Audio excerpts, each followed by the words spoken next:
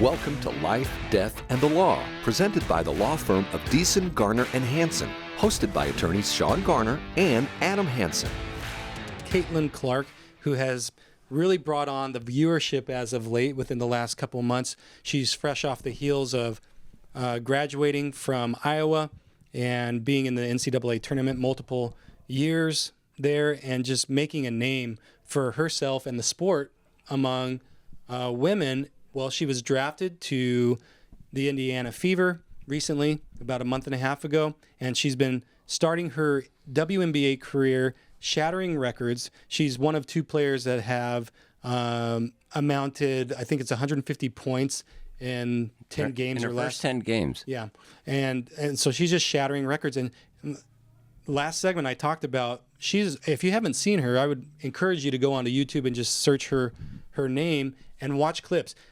She's just a joy to watch. It's fun when she gets the ball.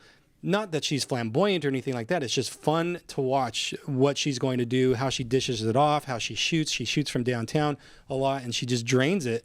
But it seems like most of the time she's successful when she gets that ball, and it's fun to watch. And so the contention now in the media is that, well, it's because she's white that she's bringing all this attention to the WNBA and to sponsorships that she's just accruing in mass because of her white privilege and popularity. In fact, which is so interesting because it couldn't be more opposite, right? She holds every distinct record in the NCAAs before she just moved over. She's only played a dozen or so games in the WNBA, and in her first 10 games, she made, history in a lot of them.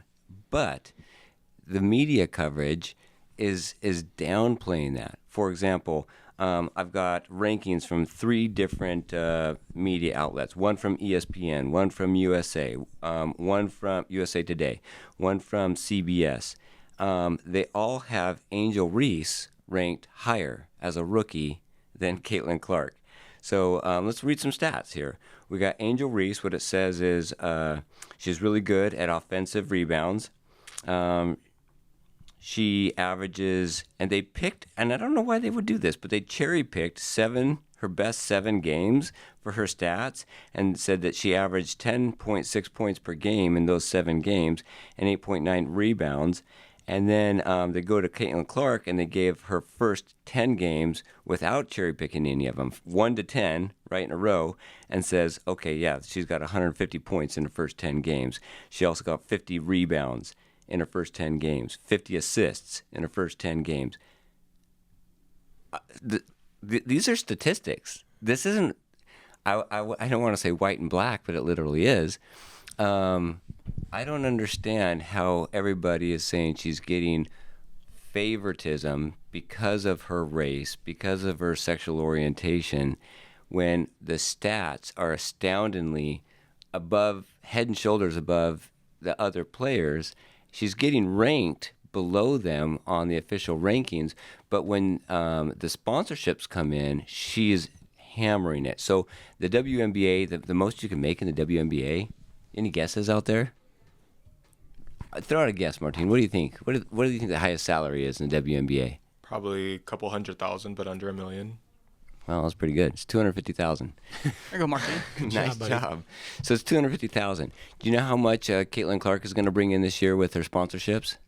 $1 million? 28 million. No, wow. 28 million. Must be nice. I don't think the sponsors are saying, you know what?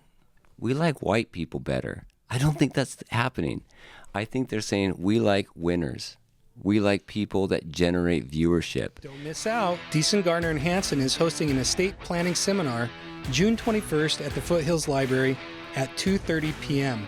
Call 928-783-4575 or visit yuma.law today.